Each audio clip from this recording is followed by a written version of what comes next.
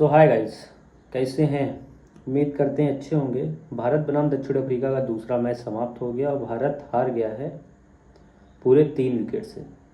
3 गेंदें चाहिए थी 3 विकेट निकालने की। कहने के लिए तो बहुत आसान है, लेकिन कठिन हो जाता है कभी कभी। जैसे आज हो गया आखिरी में। एक बैट्समैन थे, बस क्या नाम है, ट्रिस्टन ट्रिस्टन स्टब्स बचे थे। अगर उनका विकेट आ जाता तो भारत बहुत आसानी से जीत लेता। हालांकि भारत की बॉलिंग जो थी एकदम टॉप क्लास स्पिन, जो दिखाया है दमखम भारत के युवा गेंदबाज जो आने वाले स्टार होंगे, सुपर स्टार होंगे भारत के लिए। दो नाम तो मुझे लग रहा है, एक नाम तो बन ही चुका है, वो चक्रवर्ती जो हैं पहले से ही सुपर स्टार हैं एक तरह से। वर्ल्ड कप भी खेल चुके हैं वो विराट की कप्तानी में, इंग्लैंड वाले में उस तरह से प्रदर्शन नहीं दे पाए थे जिस चीज़ के लिए उनको लिया गया था, लेकिन आज उन्होंने करके दिखाया है। 5 विकेट लिए हैं ऐसी सरजमी पर जहां पर स्पिन गेंदबाजों को मदद नहीं है, फिर भी 5 विकेट लिए और बहुत ही किफ़ायती बॉलिंग थी। 4 ओवर में 5 विकेट लेकर सिर्फ 17 रन दिए हैं। उन्हीं के साथ रवि बिश्नोई बहुत अच्छी गेंदबाजी कर रहे हैं, सभी बैट्समैन को बांध के रख रहे हैं। अगर एक आध छक्का या चौका पा भी रहे हैं तो उसके बाद तुरंत वापसी कर रहे हैं। तो ये जो देखने को मिल रहा है भारत के स्पिनर्स का जो बोलबाला चल रहा है वर्ल्ड क्रिकेट में, विश्व क्रिकेट में, मतलब विदेशी सरजमी पर भारतीय स्पिनर्स का ये टॉप प्रदर्शन है। मतलब बेस्ट, टॉपेस्ट नहीं है लेकिन टॉप प्रदर्शन में से एक है।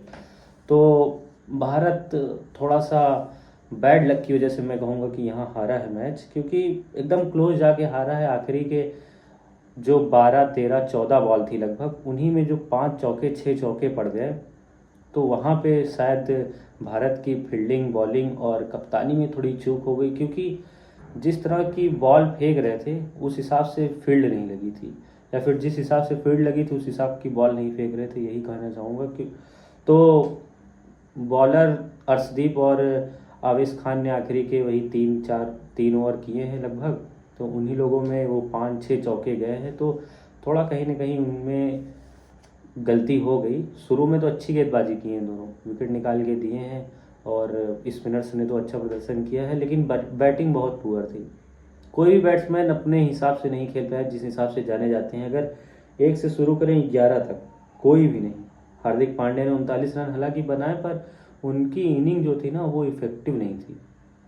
इफेक्टिव इसलिए नहीं थी क्योंकि विकेट तो गिर ही रहे थे एक साइड से, तो वो अपना टुकुर टुकुर धीरे धीरे भैया आल्हा की तरह खेल रहे थे आराम से, थोड़ा सा एकदम मौज मस्ती में।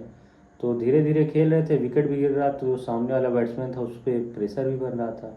उसके बाद इन्होंने भी आखिरी में चौके छक्के लगाए, 1 छक्का 2 3 चौका, 4 चौके टोटल मारे हैं।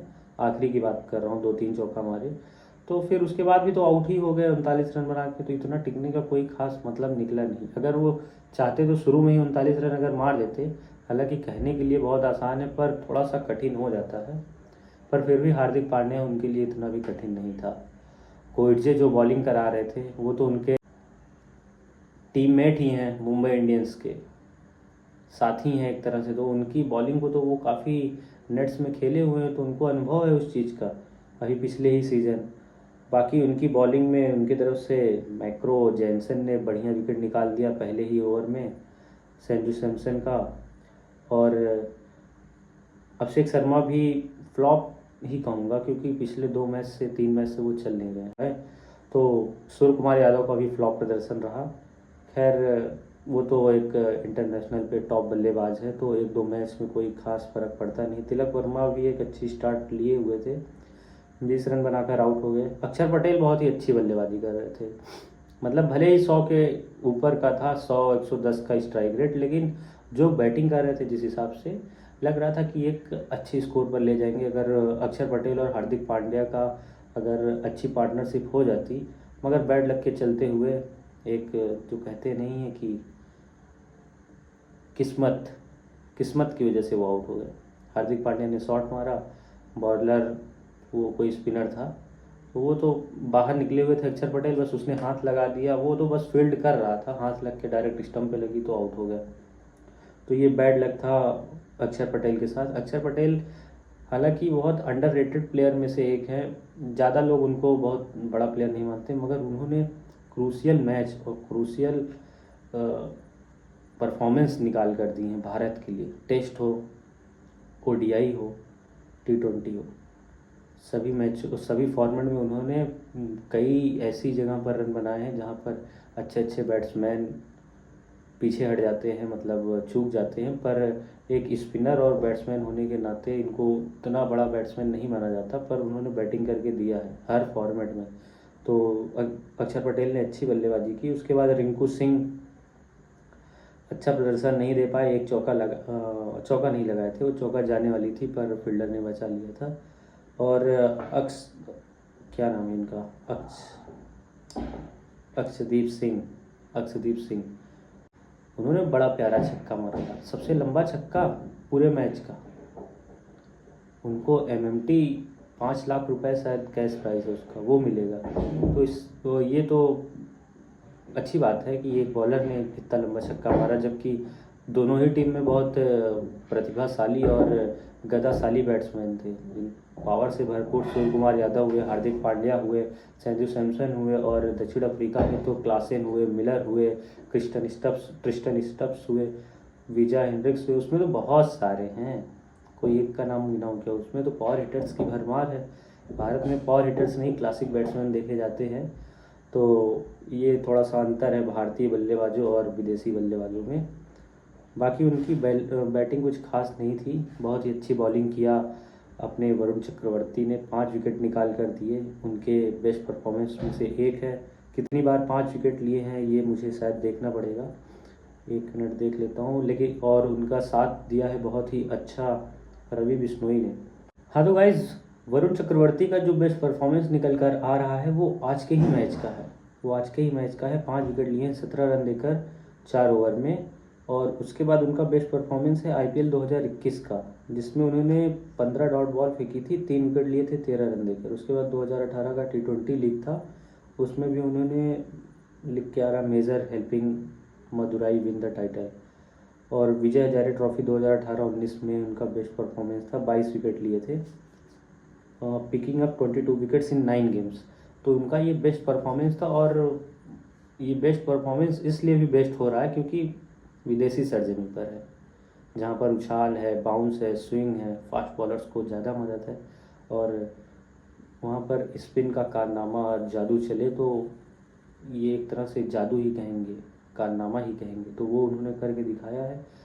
भारत हार गई पर कोई बात नहीं, अगला मैच फिर से टक्कर वाला होने वाला है, क्योंकि ये जो सीरीज़ चल रही है ये भारत की कोर टीम नहीं है, ये कोर की समझ लीजिए कि आप 60% है, 50 से 60% है। अभी इसमें शुभमन गिल नहीं है, यशस्वी जायसवाल नहीं है, बॉलर्स में अब बुमराह नहीं है, जडेजा तो रिटायरमेंट ले लिए हैं, तो कई सारे स्पिनर्स की अभी कमी है, कुलदीप यादव हैं। तो ये जो टीम आएगी, और अफ्रीका एक तरह से कोर टीम है उसकी, तो अफ्रीका की कोर टीम है, तो उनका ऐसे T20 भी आने वाला है, तो वो अपनी कोर टीम खिला रहे हैं। और उसके बावजूद भी भारत ने बहुत ही अच्छा प्रदर्शन दिया।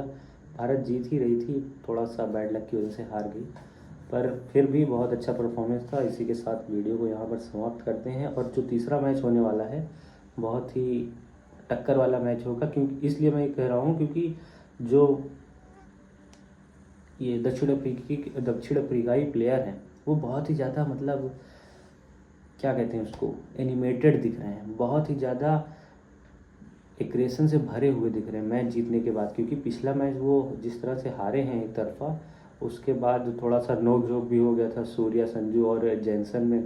तो आज भी कहीं ना कहीं नोक झोंक दिखने को मिलता, पर उस तरह से कोई मूवमेंट नहीं बन पाया, तो नहीं दिखा। लेकिन तीसरे मैच में मुझे लग रहा कोई ना कोई लड़ाई ज़रूर होगी, आप देख लीजिएगा। शर्त तो नहीं लगा सकता क्योंकि ये कोई श्योरिटी वाली बात नहीं, पर जहाँ तक मुझे लग रहा है 90% वो जो उनका एग्रेशन है ना, वो शायद भारतीय प्लेयर्स तो थोड़ा थम के रह रहे हैं, पर उनका एग्रेशन मुझे ठीक नहीं लग रहा है। तो देखिए अभी क्या होता है, अगर लड़ाई होगी तो उतनी लड़ाई नहीं होगी, मारपीट नहीं होगी, पर नोक झोंक जरूर होगी और एक अच्छा कंपटीशन देखने को मिलेगा। चलिए वीडियो को यहीं पर समाप्त करते हैं और ओके, बाय बाय, जय हिंद। लाइक शेयर सब्सक्राइब जरूर करें, बाय बाय।